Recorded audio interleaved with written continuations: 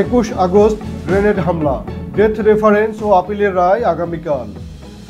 রাজধানীর বঙ্গবন্ধু এভিনিউয়ে 2004 সালের 21 August grenade হামলা মামলার ডেথ রেফারেন্স ও আপিলের রায় ঘোষণার জন্য আগামীকাল রোববার দিন ধার্য করেছেন হাইকোর্ট।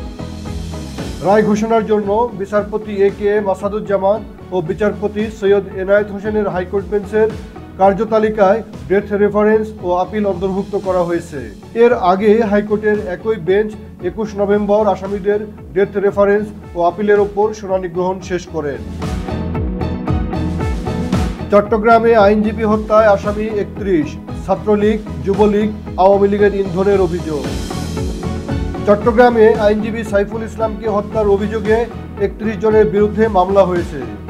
গতকাল শুক্রবার রাতে নিহত সাইফুলের বাবা জামাল উদ্দিন বাদী হয়ে কোতোয়ালি থানায় এ মামলা করেন।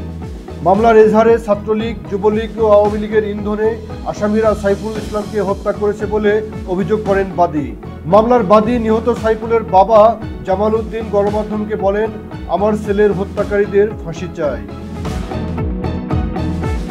5 আগস্ট পর্যন্ত ভারতের সঙ্গে সম্পর্ক একরকম, এখন অন্যরকম, এটাই বাস্তবতা, বললেন পররাষ্ট্র উপদেষ্টা।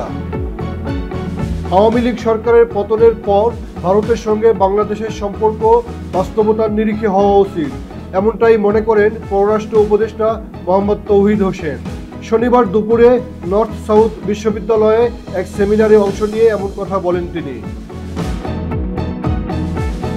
অন্তর্বর্তীকালীন সরকার নির্বাচনের পথে হাঁটছে উল্লেখ করে ধর্ম বিষয়ক মন্ত্রণালয়ের উপদেষ্টা ডক্টর আ.ফ.ম. খালিদ হোসেন বলেন, এ লক্ষ্যে সরকার ইতোমধ্যে নির্বাচন কমিশন গঠন করেছে।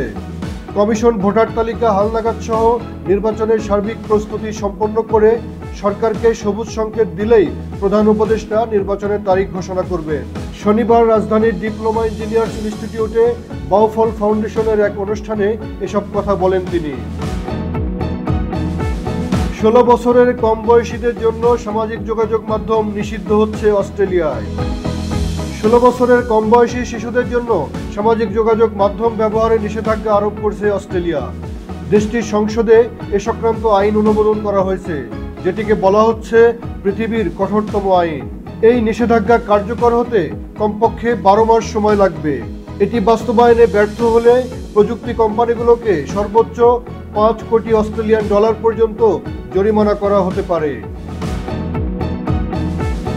গাজা জুড়ে ইসরায়েলের ভয়াবহ হামলা, নিহত 100।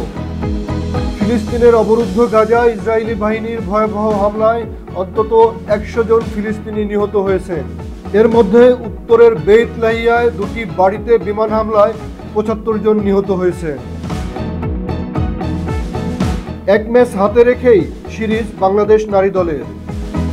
3 ম্যাচ সিরিজের দ্বিতীয় ওয়ানডেতে আয়ারল্যান্ড নারী দলকে 5 উইকেটে হারিয়ে 1 ম্যাচ হাতে রেখেই সিরিজ নিজেদের করে নিয়েছে বাংলাদেশ নারী দল। আজ মিরপুরের হোম অফ ক্রিকেটে টসে জিতে আগে ব্যাট করার সিদ্ধান্ত নিয়েছিল আয়ারল্যান্ড।